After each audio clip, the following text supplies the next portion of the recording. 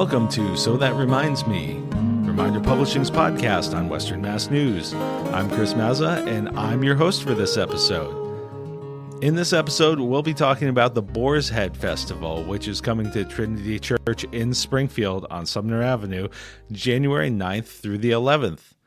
Now, if you're unfamiliar with the Boar's Head Festival, it's really a unique experience. It's really part performance, part interactive theater experience that includes 200 or so people and animals, and it really commemorates a medieval festival from England symbolizing the triumph of good over evil in celebrating the Epiphany. And the Epiphany being the birth of Christ and then the arrival of the wise men, also known as the Three Kings. This has been going on for 40 plus years, and I have Steve Hayes, who's a director and one of the key organizers of this event, and he's going to talk a little bit about the history of the Boar's Head Festival and really what it takes to put this all together, and even some of his favorite moments. So we'll get right to that after a few brief messages. We get it. You're busy, but you want to be connected to your local community. If you're not reading The Reminder, Western Mass's free weekly newspaper, you're missing out on the heartbeat of your town. Stay in the loop with all the latest buzz, from local stories to community updates and exciting events. It's all in The Reminder.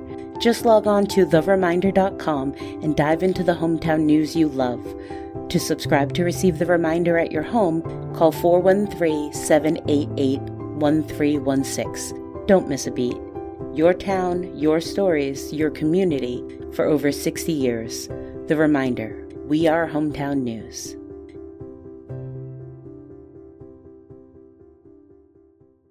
This January, Prime Magazine is all about connection. In our social issue, we explore how staying connected with family and friends can help you live longer, healthier, and happier. Discover the best apps and websites to meet people who share your passions. Learn how volunteering can help open new doors. And get tips for planning a multi-generational getaway that brings everyone together. We'll even show you how to turn your next workout into a fun social activity, because fitness is always better with friends. Prime, your best life now. Well, I am joined today by Steve Hayes, who is here to talk with me about the Boar's Head Festival. And before we get into the Boar's Head Festival, Steve, do you mind just introducing yourself to the audience and explaining your role in putting this whole thing together? Sure.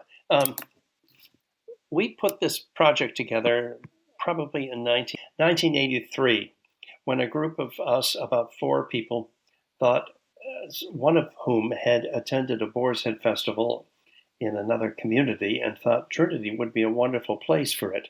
The architecture, which is kind of medieval Renaissance in flavor. We had a big music program, and we thought it could be a viable program. So we started researching. The choir director, who was one of the 3, was interested in what music could be put into this. I joined it for 2 reasons: to stage it and also to raise funds for it. And we opened in 1984 with a pretty complete visualization of what it is today. It was quite a crazy time with making hundreds of costumes, organizing the fundraising, but it has paid off. And so this year's Boar's Head Festival is going to be January 9th through the 11th. And if you could just for those who have never experienced this, kind of describe what they're going to be walking into and experiencing as they participate in this event. What they're going to see is really a two-part program. The first, which we call the festival preparation, is the assemblage of a community that is going to put on the presentation. And they come to this cathedral, which we place in 1526 in England, in a town about 160 miles from London, in the Cheshire area, totally arbitrary. And all of these people come from surrounding the region to take part in this. They have reunions. They have problems in working together. But the festival preparation is about how they work together to pull this off. Then there is the festival, which is an Epiphany festival celebrating the birth of Christ and the arrival of the wise men. Mm-hmm. And it involves a lot of wonderful music, dance, animals. We have 3 camels coming down the aisle for the arrival of the kings, a horse, sheep, goats, chickens, geese. As director, I've tried to make it a blend of highly religious observation, but also earthiness. That these are very earthbound people who have problems. They're doing their best to make this festival work. And there are times in the festival when our building really works to that advantage of making it a kind of a special event. We have wonderful stained glass, and at the end of the festival, when the wise men are there at the altar and everybody's presenting their attention to the Christ child, above the altar comes a stained glass a window of Christ, and it's lit from outside in the backyard, and it's a lovely moment. We have a height that we can drop fabric down. We have balconies, and it's a wonderful area to present this kind of a festival. And this is something that seems very, very unique. And you mentioned creating hundreds of costumes, and you just mentioned the veritable menagerie of animals that you have. This sounds like a really big lift and a really complicated thing to really tie all together. Now, you've been doing it for a while now, but I'd imagine that this is something that takes a fair amount of not only effort, but planning to make sure that this goes off without a hitch every year. Well, we have a standing committee of about 8 or 10 people who meet throughout the year and do all of the planning and meet the deadlines and set up the committees, the food committee, the staging committee, the publicity committee, the parking committee. So that, it takes a while because in all, I think on an average day, there might be 200 plus people there who are involved in this. Oh, not to mention the refreshment committee that makes cookies free available to everybody who comes. So thousands of cookies come into this. Yes, well, I liken it to directing a circus because so much goes on throughout the building. It's not focused on one particular area. It might be focused on 5 or 6. And that's part of the fun of this, is that people who come see something going on all around and they enjoy it.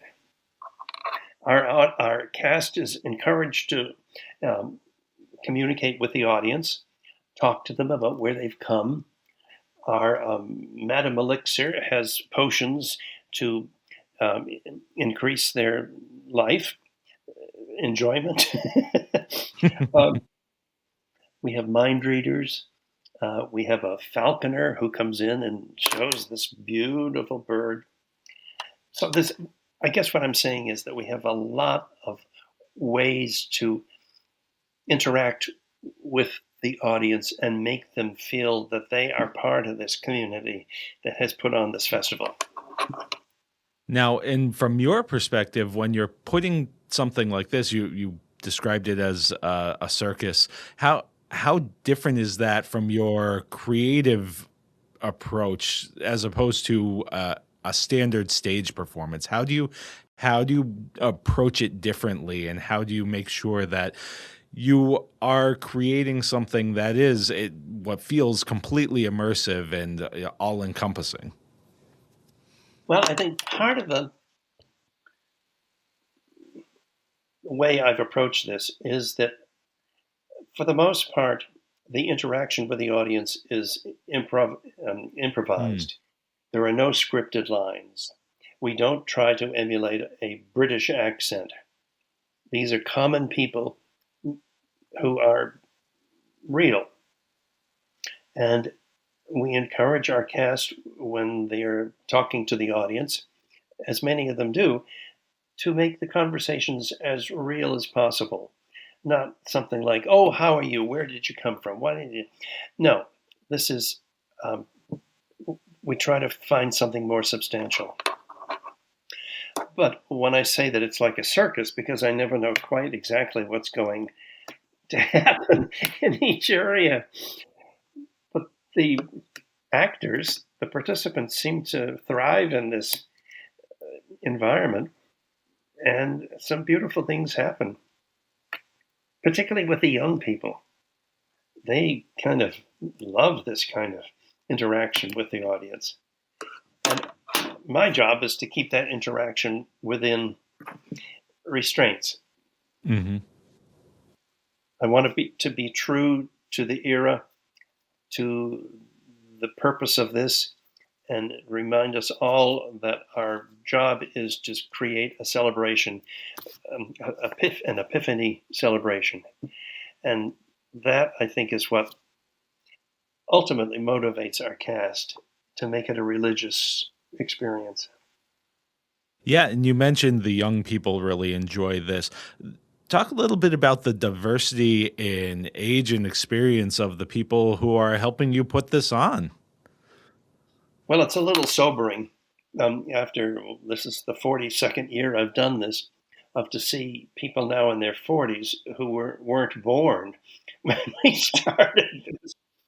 But some of them have started with children's roles, then they were teen roles, adult roles, and now they're even moving beyond that.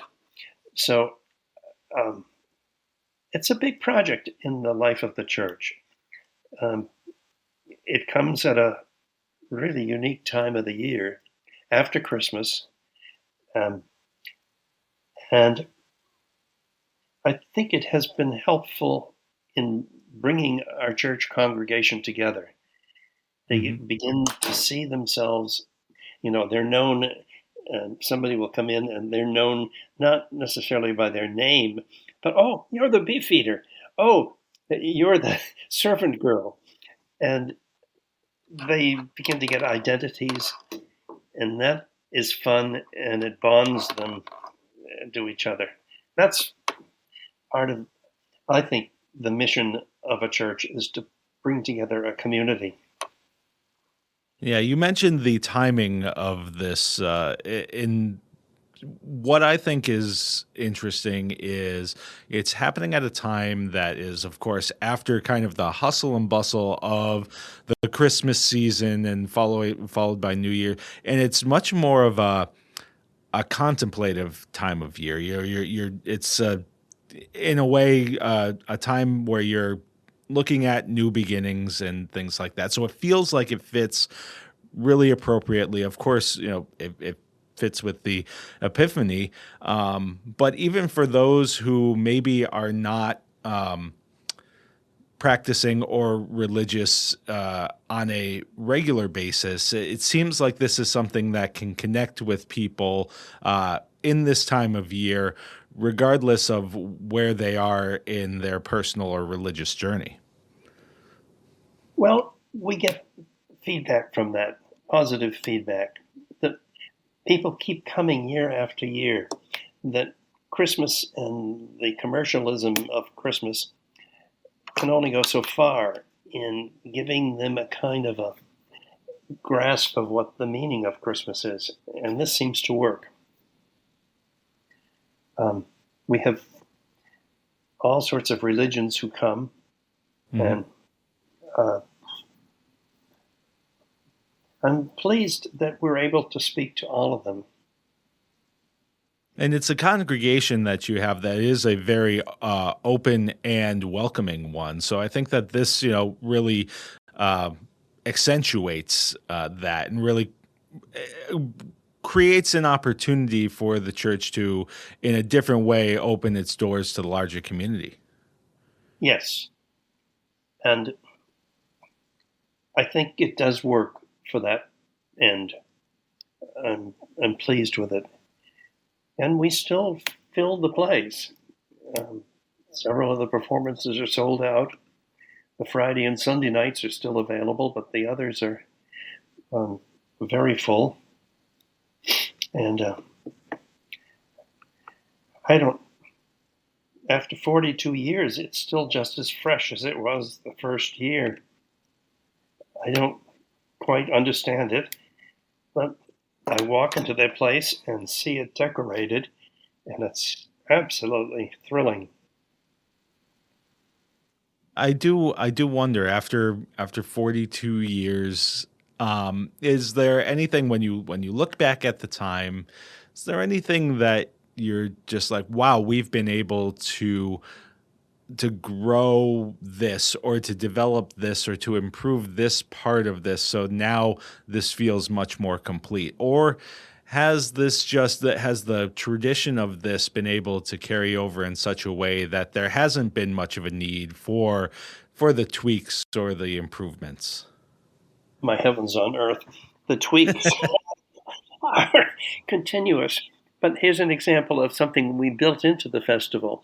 During COVID, we established a parity between that and the plague. And so it really got home to people that here we are.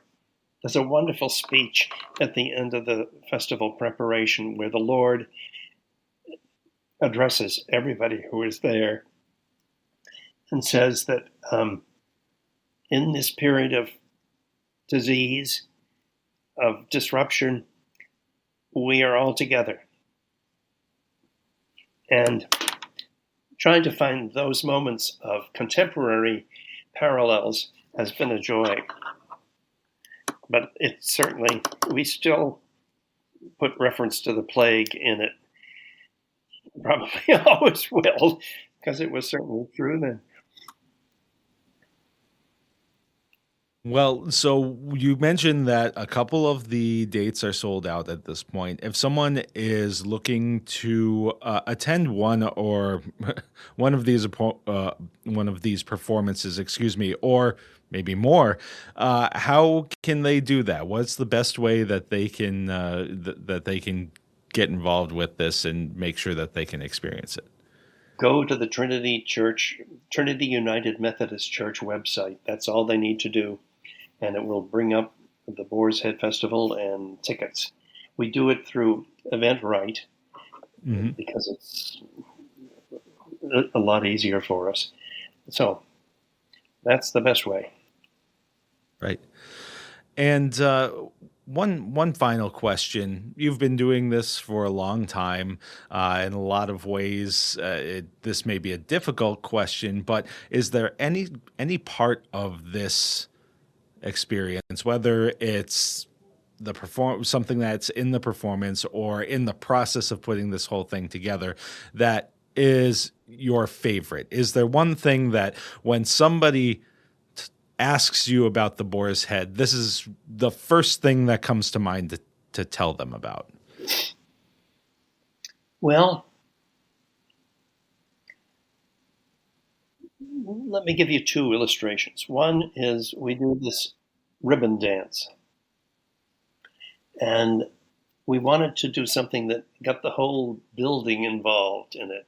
So we have these 8 dancers, and they bring silk pieces about 3 inches wide from all over the church, from the altar, from the balconies, and they bring it up, and right at the climax of the song, a beefeater yanks the rod that they've been hitched to.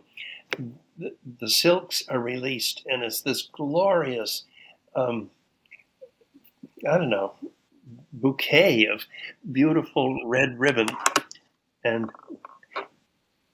that